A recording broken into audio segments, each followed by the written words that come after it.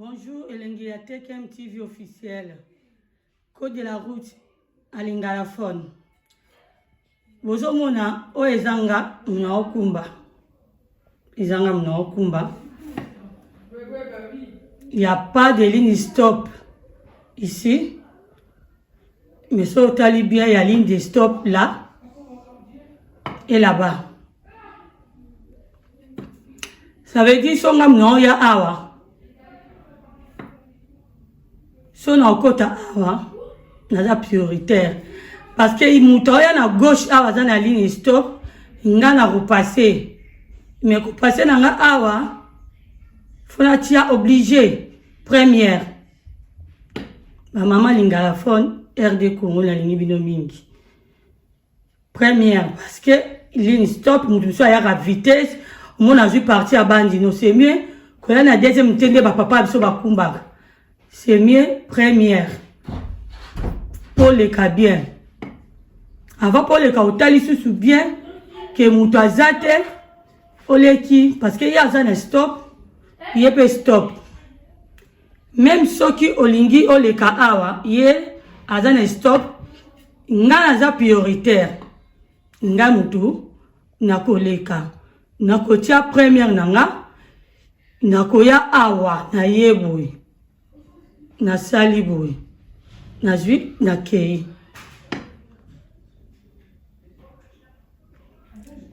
mutu aza na face nga koto nanga naza na bandi ya stop te ye paza na bandi stop te soki ngai nazokota awa yazo kene tout droit y a pas de problème. So ngai pe nazo kende tout droit. Ya kota y a pas de problème. Mais so ki ngala okende tout droit, ye azoya azana gauche. Azoya alingi akota bu.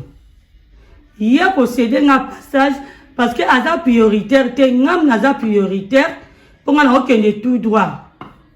Bozo comprendre maman RD Congo. Ye aza prioritaire te parce qu'il y a Zoya Boy. Tout à la gauche, prioritaire en France, c'est à la droite. Bon, le quoi Zoya Boy, en gros, 4 bandes à la droite, à côté, quand on a l'équipe tout droit, après, il y a l'équipe awa, parce que l'île stop continue à awater, et ce qu'on a dans la droite. Mais ce qui est à l'issue, c'est que, ngalaza a, n'ingina ke na banjo, mutuaza awa, aliya kende pe awa. Il y a ça prioritaire pour y avoir aucun débo, il y a ça prioritaire. Parce que nous avons carte bande koto ya zali. Yango ya ça prioritaire mais il y a gauche. Mais il y a ça prioritaire parce que la ligne stop exacte. Il y a zo na gauche kuna. Pas na ye et bima droite, nga pas na ye bima gauche. Ye bima droite, il y a ça prioritaire. Koto yo nga ça prioritaire pour nga ke bima et bima droite pas ne ke bima gauche. C'est mieux ma maman Lingalafone. Boye kinga bien tout passer na deuxième leçon code de la route. Moni négeza vide né na lobby. Au moni ligne stop. Ça veut dire mutaroya a rotelema yo koleka à droite. Ce qui peut ligne ezate. Nyonso ezate, ça veut dire muto azoya awa. Yende prioritaire. Aux hommes. Muto azoya awa yende prioritaire. Yende muto akoleka. Mon eza elo côté rien du tout, rien du tout, rien du tout. Ça veut dire yende muto akoleka. Bon. Soto komi awa. Aux hommes la nzela ndenge eza vide, nzela eza vide. Toujours le toujours prioritaire à droite. Prioritaire à droite, aux hommes on a des avis. Il y a Zoya qui c'est deux voitures qui c'est deux passages parce que yom toza prioritaire.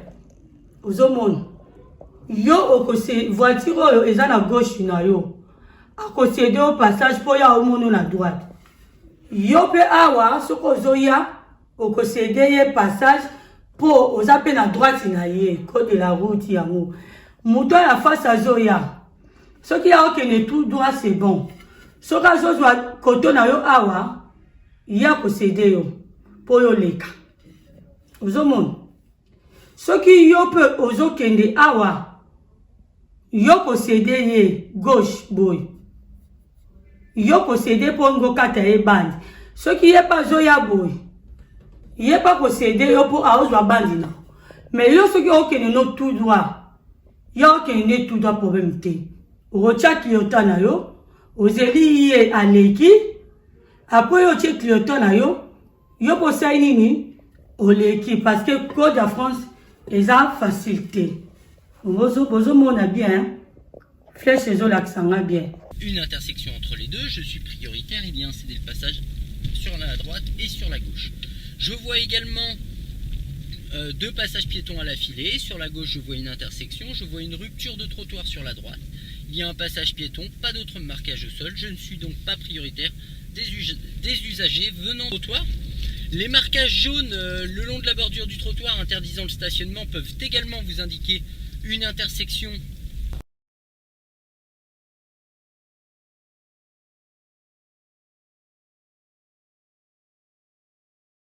Deux passages piétons à la filée, une intersection entre les deux, je suis prioritaire, et bien c'est le passage sur la droite et sur la gauche. Je vois également deux passages piétons à la filée, sur la gauche je vois une intersection, je vois une rupture de trottoir sur la droite. Il y a un passage piéton, pas d'autre marquage au sol, je ne suis donc pas prioritaire des usagers venant de ma droite. Il y a un passage piéton, bah là c'est uniquement un passage piéton, il n'y a pas de rupture de trottoir, pas d'intersection. Nayo nazo kumba toujours tongo zo kumba fota aliboso. Soko zoya omoni petit panneau na biso. Eza na croix. Ozo mona to bengi foi. To bengi ngo foi, eza na croix. Ça veut dire que prioritaire à droite, prioritaire à droite, awa, awa, awa. Parce que kuna azana stop. Prioritaire à droite, il faut y a malembe, ou y a la deuxième, non, deuxième malembe, au tali soko monika mutu azoya, au tie première na yo, au zeli mutu aleki, après yo oleki. Awa ya zana stop, au somon, awa. Même aya otika yo leka. Po ye pas zana stop, koto na opeza droite na ye, a kotika yo oleka. Namoni bozo mona to benga ngo intersection place okuma place ma voiture ezoya. Merci to kotina 4e code de la route lingalaphone. Soko moni panneau na biso mokie oyo panneau eza na foi po to benga triangle, c'est bon. Mais okoyi pe koya tout droit na yo panneau eza te, panneau oyo ya triangle oyo eza te. Mais nzela awa eza boye bordure ye ekati soko zo kumba toujours so moni bordure souki c'est que prioritaire à droite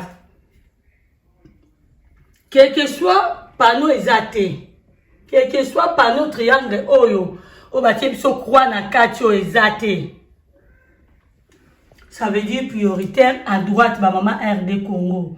Même place nous sommes conduits, so komoni kaka panneau ezate yeba kaka eza prioritaire à droite parce que même panneau eza même panneau ezate so moni ka voiture ezoya so na ki na vitesse freinée mais deuxième première ozeli aleki obligatoire sinon so ka kosala accident yom toza na faute prioritaire toujours à droite même croix oyo ezate. Surtout ce qu'on ezate chaka la mutuna yo prioritaire eza na droite surtout ce qu'on ya na nzela na o monika bordure ezokende ale suki e koti bobie koti na biso lingalaphone na lobby prioritaire eza na droite. Batu nyonso baza na gauche na yo bango pe ba recéder au passage bango pe yo za prioritaire na bango poza na droite na bango. Merci tokota koumususu. C'est ma première vitesse parce qu'il n'y a aucune visibilité.